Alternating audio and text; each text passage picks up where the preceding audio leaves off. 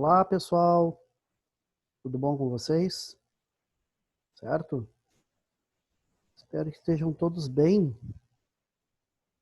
Vamos hoje fazer o nosso review dos condicionais. Hoje a gente vai fazer um review em cima daquilo que nós trabalhamos sobre os condicionais, né? De que forma se dá os condicionais. Nós também vamos dar uma passada de que forma a gente trabalha o segundo condicional quando nós temos o were, né?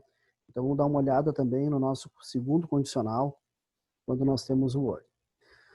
Então aqui, começando pelo zero conditional, né, que tem aquela característica de ser sempre o simple present, nós temos as duas formas, né, com o simple present, onde nós temos a condição e o resultado com o simple present, certo? E onde é que nós utilizamos o zero conditional, né? Nós utilizamos o zero conditional quando é uma verdade geral, quando é um fenômeno da natureza, é uma coisa que ocorre naturalmente, não precisa de um sentido de futuro, digamos assim, né?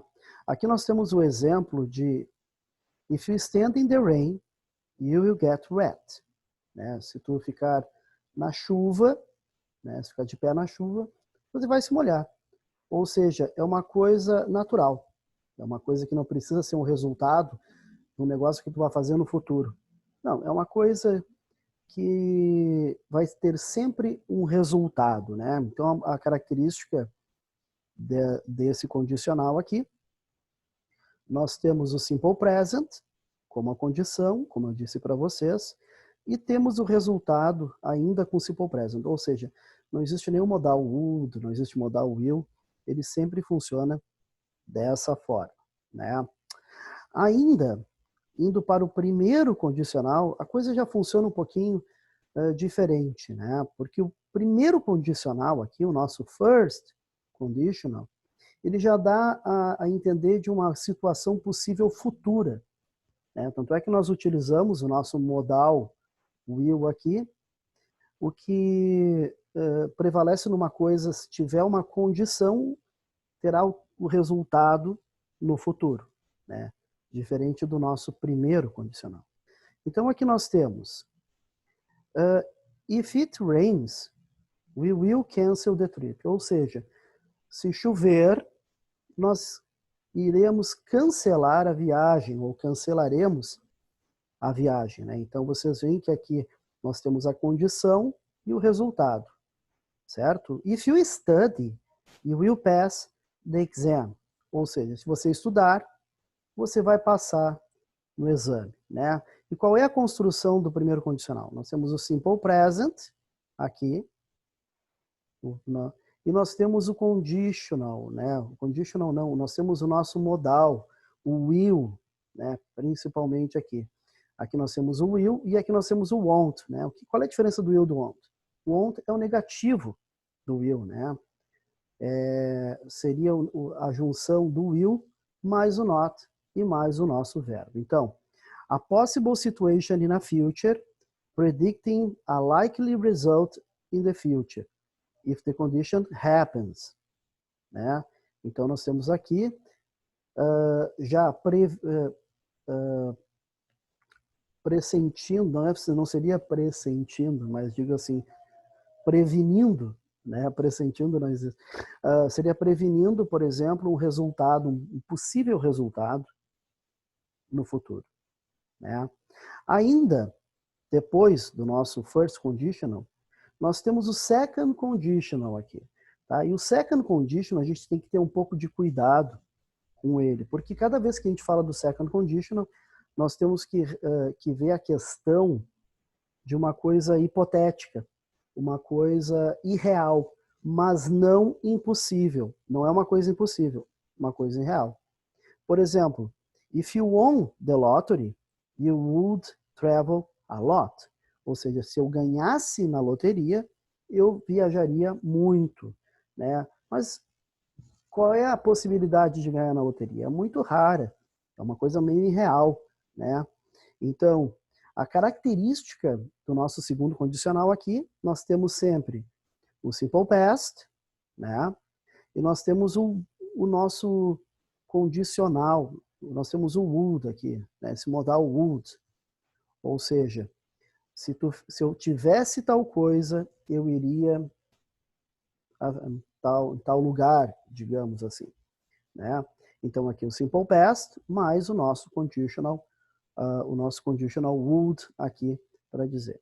Então, hypothetical or unlikely situation, unreal or improbable situation now or in a future. Ou seja, uma situação hipotética, não é real, né? Que é muito improvável acontecer no futuro. Muito bem. Agora nós vamos para o terceiro condicional. E o terceiro condicional, pessoal, ele é diferente de todos os outros três acima. Por quê? Porque o terceiro condicional, ele se dá em alguma coisa que ocorreu no passado. Isso mesmo. É alguma coisa que ocorreu no passado. Então não tem mais como tu reverter a respeito deste condicional, né? No terceiro condicional aqui, nós temos if you had studied, you would have passed the exam. Se tu tivesse estudado, teria passado no exame. Mas já passou o exame, tu não estudou e, portanto, tu rodou, né? Então esse condicional, ele fica sempre nessa coisa do arrependimento, né? Se eu tivesse feito tal coisa, teria tido tal resultado, né? Então uma das características do terceiro condicional, nós temos o past perfect, que é a junção do verbo, o passado do verbo have, que é o had, mais o particípio do verbo. Sempre vai ter essa construção, essa locução. Depois, no resultado, nós temos o would have, que em inglês nós chamamos de conditional perfect, né? Essa construção aqui, que é a junção do nosso modal would, mais o verbo have e mais o particípio do verbo que nós temos aqui. Então é uma coisa que já passou. Tu fez e te arrependeu, ou tu te arrependeu de não ter feito, digamos, tal coisa, né? The person is imagining a different past. Ó, a pessoa está imaginando um passado diferente.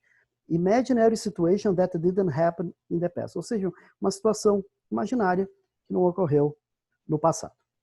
Ainda, eu quero salientar para vocês aqui o uso do segundo condicional quando nós temos if I were, né?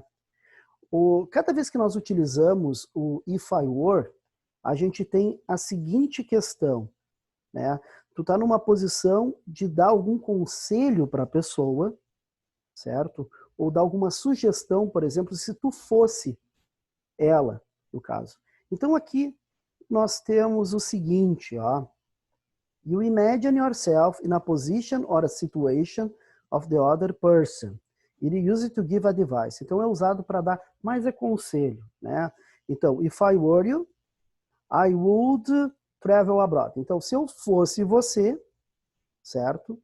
Eu viajaria para o estrangeiro, digamos assim, né? If I were you, I would study more. Se eu fosse você, estudaria mais. If I were you, I wouldn't do that. Se eu fosse você, eu não faria isso. Então vocês podem ver que aqui tu se coloca na situação da pessoa. Só que é uma coisa totalmente hipotética, né? É uma coisa que não é real, certo? E por não ser real, é que nós temos certas características. Por quê? Porque quando a gente fala de coisas hipotéticas, nós falamos do subjuntivo, né? E uma das características do subjuntivo, a respeito do verbo to be no passado, nós temos o was e mais o were, é que nós sempre utilizaremos o nosso verbo to be da forma do were, tanto para a primeira pessoa, que seria I was, eu digo I were, quanto para a terceira pessoa do singular, que no caso seria o nosso he, o nosso she e o nosso it, né? Então, cada vez que nós temos essa coisa de falar hipoteticamente, né? Se eu fosse você, ou se eu fosse ela, se ela fosse alguém, nós sempre utilizamos o verbo to be da forma do passado no were, nunca no was aqui, certo? Então essa foi a dica para vocês. Bons estudos e espero ver vocês na próxima semana. Tchau, tchau, pessoal.